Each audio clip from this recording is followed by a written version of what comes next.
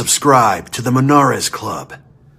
Yo, what's up guys? This is James bringing you another deck profile for the Monaresclub, youtube.com. Today I'm going to be going over my updated Turles deck profile after the ban list. It did get hit, funnily enough. It got hit by the Beerus getting banned, which was unfortunate for this guy because this guy really liked using Beerus, but he got some new cards in set 14 that really helped bolster the archetype, I think, and I think he's a little bit of a sleeper archetype right now, and he could do some pretty good things if people wanted to start picking him up.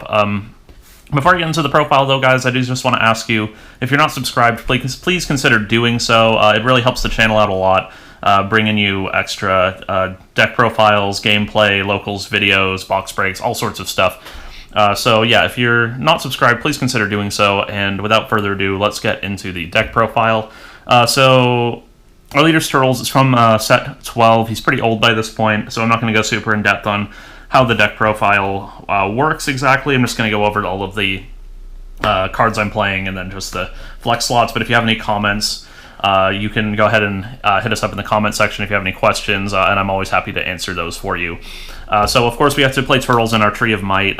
Tree of Might helps reduce the combo cost of our Turles Crusher Cores by 1, although you do have to, and it tutors our Fruit as well every turn, but you do have to have an energy in play in order for this to proc, so it doesn't work if you're going second, unfortunately. Not on the first turn, but it works every turn after that. So we're going to have a lot of Turles Crusher Cores in our deck to tutor off of our leader, as well as to just proc our Turles. So we'll start with the Turles. That's our main beaters in the deck. We've got 4 Turles, Crusher Core Commander, and 4 Turles leading the core. My old build, I was actually only playing 3 of this card, but I think that was a mistake. This card is just so absolutely fantastic for the deck that it solves so many problems for the deck, because the deck is built around playing out Turles, swinging with him, and making him huge with a Fruit of the Tree of Might, which I can just pull out right now, too. Of course, we're playing 4 Fruit. This is kind of our core of the deck, and we just want to make a huge bungus and swing. The way that people would stop you from doing that is they would just focus their negates on primarily the Turles. They know they just have to stop this because it's unique, and then your leader swing, and then they don't have to deal with Fruit the whole turn. Turles leading the core helped solve a lot of those issues, because you can evolve it for free on top of Turles Crusher Core Commander, and then when you evolve him, he restands, and then you also get to tutor your deck for a Fruit and put it in your hand. So he replaces himself by grabbing you a Fruit from your deck for free, but it gives you an extra Turles swing, so they have to get out of 3 Turles swings in one turn in order to not get fruited out every turn. So this helps solve that issue a bunch, because you go swing, swing, say they go negate, negate, and then you can go, okay, evolve, swing with this, and now they have to deal with this too. So they have to have 3 negates or 3 blockers in order to completely shut off your turn. He also makes your Crusher Cores come into play in active mode when you combo them into play on your opponent's turn, which is also just icing on the cake. I would play this card even if it didn't have that ability. It's just super good. And it's also, since this card's unique, this helps you get this card off of the table and then just play another one. So you can get, a bunch of Turles into play a lot easier than you used to, because before you'd have to combo these away in order to play more of these. But yeah, this card's fantastic. I don't think it's super expensive now. If you are interested in playing Turles, I'd definitely pick up a playset of this card, because it's just phenomenal. Next up, we've got the core, the rest of the core, the core. 4 dies, 4 Locacy, 4 Raisin, and our super combo 4 Cacao. Some people only play 3 dies. I like to play 4 because it helps you set up your best turns, early turns in the game, because what you want to do is you want to have 2 Crusher Cores in your combo area in order to play this out turn 1 or turn 2, and your best sequence is going to be Locacy and Dies together. Then you get to run him out, Locacy comes into play, grabs Raisin, and then Dies comes into play and grabs you another card off the top of your deck. Not to mention your hits are significantly higher now with Dies, now that you have these TPs in your deck, adding 4 more Turles Crusher Cores to your deck. So I really like playing 4 Dies. I think it just smooths the deck out a lot. You obviously don't have to do that, but I like him a lot in the deck at 4. And we play 4 Cacao because it's tutorable with our leader and our dies, which you're going to see 4 super combos almost every game with this deck, which is super nice. Feels like old King Vegeta back in the day. I say back in the day, it was like 3 weeks ago, though. We got our Unison package, 4 Demigra, 4 Charismatic. That's all we have. Demigra's awesome for the deck because it's just a 1 energy play, so it doesn't tie up our energy too much. We can play him out on turn 1, and then a Turles Crusher Core Commander on turn 2, or vice versa, and still have energy to play with. Super versatile, helps you get awakened if they want to attack him. You know, he's just super sticky, stays on the board. He takes care of blockers once he gets upticked enough to help you get your Turles through. He's just kind of the perfect Unison for the deck, honestly.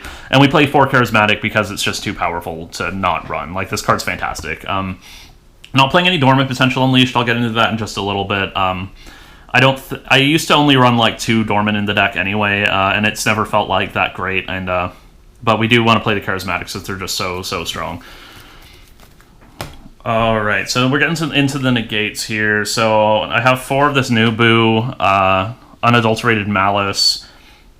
Then I have 3 Homicidal Clones, and then this isn't really a negate, but we have 3 Kill Driver. It kind of goes in the same kind of slot here. So the Boo, Unadulterated Malice, forgive my 1 non-foil. That's what I had for the deck profile.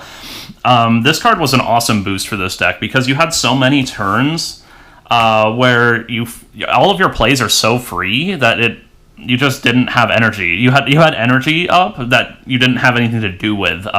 You'd pass with 1 or 2 energy up like all the time. Boo gives you something to do with that energy that's like really strong defensively. It's stronger than Dormant Potential in a lot of matchups because it hard stops one attack and then it really disincentivizes them from attacking again. It costs the same amount of resources as Dormant Potential because you still have to pitch a card, but you then get a 10k into play that you're generally just going to combo away, but you know, it's free real estate, honestly. This card's just been super good for the deck. Homicidal Clones is just probably the best green negate. It's just super solid. I love this cycle of negates. They're all just fantastic. And your leader gets self-awakened, so you get down to that 5 life threshold super fast. Kill Driver, fantastic card. Absolutely phenomenal card. I'm always just blown away by how good this card is. Honestly, just using it as a pseudo combo is what I use like 90% of the time, but it's also really good against like SS3 Gojitas, Demigras, all sorts of, people are just spam cards bigger than their energy all the time now. This is super useful. And just the pseudo combo effect is also incredibly good because, again, we have so many turns where we just pass with a bunch of energy up and nothing to do with it, and so might as well be a 10k that draws a card too, right? That's our interaction. Again, no dormants. I think the Boo just works better in this deck, honestly, because, again, it's not hard to leave up 2 energy in this deck. Then for the rest of the deck, we have 2 Hidden Power East Supreme Kai, 2 SS4 Bardock Fighting Against Fate, and 1 Supreme Kai of Time, Space-Time Unraveler. This card can be anything. I played the Boo counter before. You could also, theoretically, I guess you wouldn't really want to play the new Secret Rare Boo, because you don't guarantee keep your Unison in play all the time. But you could play the Boo counter. You could play Heroine's Lineage. They're all valid. Honestly, you could play Sin Shenron Secret Rare too, because again, energy is like not even a problem with this deck. I just like her the most. Just a 40k beater for 1 is really good, and then the board wipe is just extra. SS4 Bardock Fighting Against Fate is obviously just the best overwhelm card in the game right now. You have to have a really good reason not to play this as your overwhelm card, and I could even see going up to 3 of this, because you fill your drop up pretty quickly, and you want to have extra beaters that aren't Turles to help close the game out, to again alleviate that problem of them just stopping your Turles over and over again. Which is also why we have the Hidden Power East Supreme Kai. This helps you give double strike to your SS4, your Secret Rare if you happen to draw it. You could also, just beef up any random dude you have in play, like a charismatic villain too. You can turn anyone into a threat with this card, so that's why you want to have a couple of extra double strike options that aren't Fruit of the Tree of Might, just to help, close out games, put pressure on the opponent, even through non-Turles battle cards.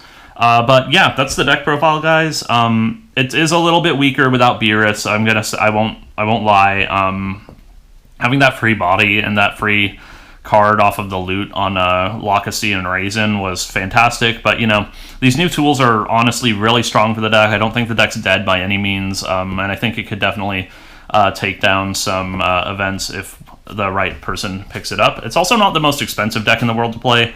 If you don't have SS4 Fighting Against Fate, you don't need it. I just play this because it's the best option, I think, but you can also play Man on a Mission's really good, as well as Secret Identity Mass Sane's pretty good in this deck because it helps clear out blockers and stuff like that, and just helps you stay ahead of your opponent in tempo, which is kind of the name of the game with this deck. So Yeah, you can kind of play any Overwhelm card. I'm just playing this because I think it's the best one, but your mileage may vary. But yeah, thanks for checking out the video, guys. Make sure to hit us up in the comment section below if you have any questions, comments, anything like that, budget swaps or anything like that. Always happy to answer those. Hit that like button, hit the subscribe button if you're new, and I'll see you in the next one. Bye. Until next time, on the Monaresclub, go Super Saiyan.